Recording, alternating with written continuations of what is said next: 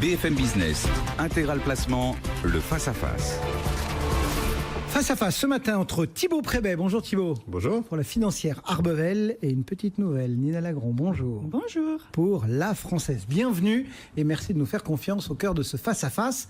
Déjà ce premier semestre l'un et l'autre, comment vous le jugez? On nous avait promis en début d'année un retour de la volatilité, ça pour le coup on a été servi, mais je suis pas sûr que tout le monde aurait mis sa main à couper, qu'on serait juste à étal, comme on dit, au 30 juin, Thibaut Oui, encore un étal qui est quand même une vue un peu optimiste, parce que la réalité, c'est qu'une fois n'est pas coutume, notre indice phare, le CAC 40, fait plutôt partie des bons élèves. Quand on regarde la globalité de la cote, la globalité des indices, on est quand même plutôt nettement dans le rouge. Donc un début d'année qu'on peut qualifier de tout pourri, parce qu'il faut appeler les choses par leur nom. Effectivement, il y a une chose qui était relativement prévisible, c'est que face à la vigueur de l'euro en début d'année, en fin d'année dernière, les premiers trimestres de l'année ne semblaient pas devoir être les plus enthousiasmants. Avec l'euro qui a désormais baissé, on peut espérer une deuxième partie de l'année qui sera effectivement meilleure. Et puis le deuxième point, effectivement, c'est que on a tous eu très peur à l'approche de l'élection de Donald Trump. Finalement, il y a une sorte d'euphorie du marché, puis là, on est rattrapé par la réalité. C'est-à-dire qu'un gars qui tweet 25 fois par jour des trucs complètement délirants...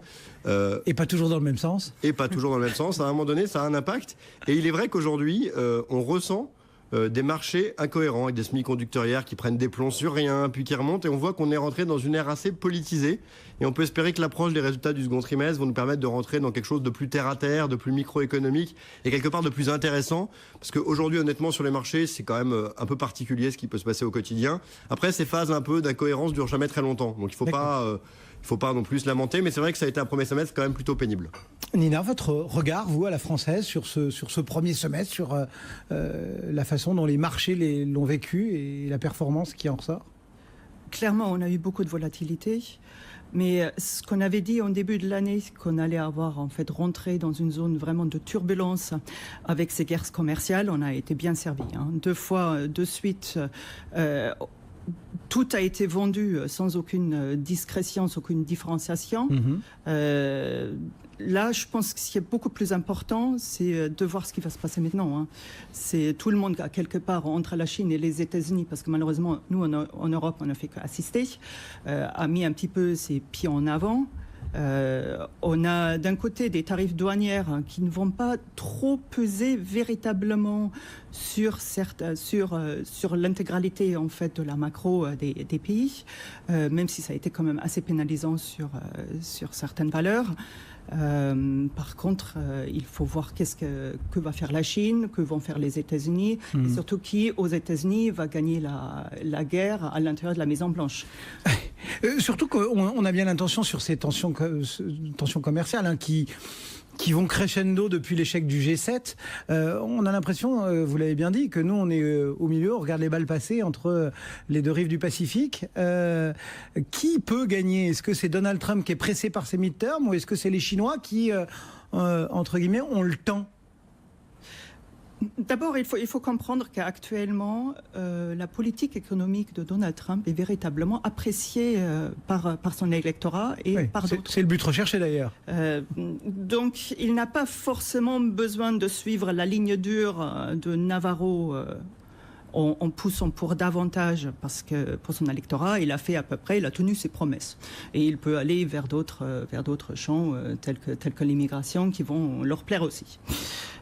Du côté de la Chine, ils ont mis à peu près tout ce qu'ils peuvent en avant pour bloquer et pour détourner les importations, sachant qu'ils peuvent plus faire grand chose, vu qu'ils ont, donc la Chine, il leur reste 3 leviers. La première, c'est la devise, sachant qu'elle c'est pas des moindres, Mais la devise, quand on regarde vis-à-vis du panier, elle s'est plutôt appréciée depuis début de l'année.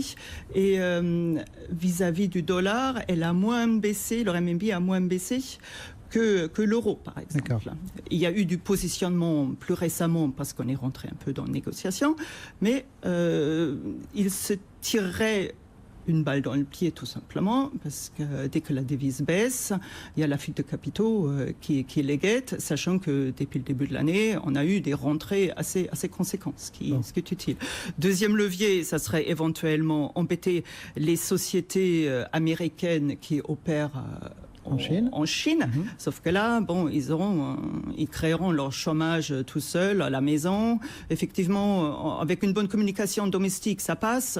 Mais c'est pas non plus ce qu'ils ont envie de faire. C'est pas l'idéal. Ensuite, évidemment, ils détiennent beaucoup de dettes américaines et ils ont déjà demandé en fait aux Russes d'en vendre tout un paquet. On est certain que ça a été concerté. Sauf que dès qu'ils commencent véritablement à vendre ces dettes, ils se tirent aussi une balle dans le pied parce que ils en détiennent beaucoup et ça perd de la valeur. Donc la Chine est un tout petit peu au bout de souffle là. Donc je ne pense pas qu'ils vont être particulièrement agressifs dans l'avenir. Et du côté des États-Unis, on pourrait s'imaginer que avec un électorat relativement content de Trump actuellement, peut-être on va rentrer dans un été tranquille. Donc, finalement, entre guillemets, presque pas optimiste, mais pas alarmiste dans votre commentaire, Nina. En observant Trump depuis 1 an et demi maintenant, on a vu qu'il met toujours un bon coup au début beaucoup de menaces. Après, et ces rentrées aux négociations sont surprenantes, mais on commence à en avoir l'habitude. C'est une lecture que vous avez envie de partager ou... Je suis absolument d'accord avec ce que vous avez dit. Le sujet, c'est qu'il faut rappeler une chose simple, c'est que l'idée que l'électorat de Trump est content, pour certains, oui, il y a quand même une frange républicaine dont la ligne politique est quand même le libre-échange, donc il y a aussi un sujet. Et ce qui n'est pas du tout d'accord avec Trump, c'est son propre parti. Donc à un moment donné, rentrer en négociation avec une ligne qui n'est pas celle de son parti, ce qu'il a sur beaucoup de sujets. Il y a quand même beaucoup de républicains aussi qui trouvent son histoire de mur, c'est quand même... gentil, mais enfin bon. Le deuxième sujet, c'est qu'il le fait de manière illégale. C'est-à-dire qu'il faut se rappeler qu'un des sujets de la semaine, c'est justement de savoir si Trump invoquerait ou non la sécurité nationale pour ces mesures, sachant que Trump ne peut pas prendre des mesures de rétorsion commerciale sans passer par les assemblées, donc la représentation du peuple, sauf s'il en va de la sécurité nationale. Donc, quand on commence à coller de l'aluminium à l'Europe ou au Canada, c'est quand même un argumentaire qui est très léger. Et donc là, il a dit qu'il allait passer par... à un moment donné, les chambres. Et là, forcément, tout le monde s'est dit, c'est plus calme. Alors après, ils ont redit, non, c'est pas plus calme. Mais le sujet, il est là. C'est-à-dire que Trump, a une ligne qui n'est pas celle de son parti, et 2, utilise des moyens qui ne sont pas constitutionnels, ce qui, aux États-Unis, fait quand même pas rigoler tout le monde au bout d'un moment. Donc le fait de naturellement, après, venir récupérer ce qu'il a réussi à négocier, ce que nous, on aurait été incapable de négocier, il faut bien le dire, pour revenir à la fois dans l'électorat et dans la ligne du parti, ça serait assez habile. Toute la difficulté qu'on a, c'est que personne n'est encore tout à fait certain de savoir s'il est hyper malin, quitte à aller un peu trop loin par moment, ou s'il est fou. Et ça, à ce stade, on n'est pas encore tous complètement sûrs. Oui. Mais d'un point de vue logique, ce qu'il a fait, si c'est pour arriver à un deal, pouvoir dire au mi-terme, regardez, moi, j'ai structuré quelque chose, j'ai ramené des concessions des Chinois, ce que les Européens n'ont pas fait, c'est malin. Si au contraire, comme on l'a vu en début de semaine, il pousse les Chinois à aller plutôt du côté des Européens pour lui passer un message, c'est quand même assez nul. Donc, on pense qu'il est raisonnable et qu'il va arriver à un résultat qui aura du sens pour lui, avec des moyens d'action qui sont ni très légaux, ni très classes, et que c'est probablement quelque chose qui correspond assez bien à son style en tant que businessman. Donc nous, on reste dans ce scénario-là. Est-ce qu'on peut imaginer qu'on lui facilite quand même grandement le travail à notre ami Trump en Europe en s'écharpant gentiment, que ce soit entre Italiens, entre Salvini et Macron, entre la CDU et la CSU, entre les indépendantistes catalans qui font les poches à Rajoy pour mettre sur orbite un Premier ministre qui n'est pas élu. Enfin... Moi, je ne suis pas dans cette idée-là. Je suis dans l'idée que l'Europe est assez cohérente, déjà parce qu'elle respecte les traités et les lois, qu'en plus... ce sujet est un des seuls sur lesquels il y a une sorte de cohérence et elle parle de manière assez logique. Il y a un ministre des Affaires étrangères et des Affaires internationales. Donc à l'échelle européenne, on est structuré là-dessus et je trouve que les réponses sont assez cohérentes. Ce que par contre Trump met en avant, c'est le manque de puissance de frappe et de dynamisme dans les négociations qu'on leur a. Ce qu'on voit, c'est qu'il arrive quand même à avoir des concessions qu'on est incapable d'avoir alors que sur le papier, on a un impact qui est plus fort que les États-Unis. Ça, on le voit. Par contre, bon, dans leur pic qui s'envoie, ce qui est bon pour aucun des deux partis, que l'Europe reste un peu dans sa politique, ça me semble pas évidemment idiot.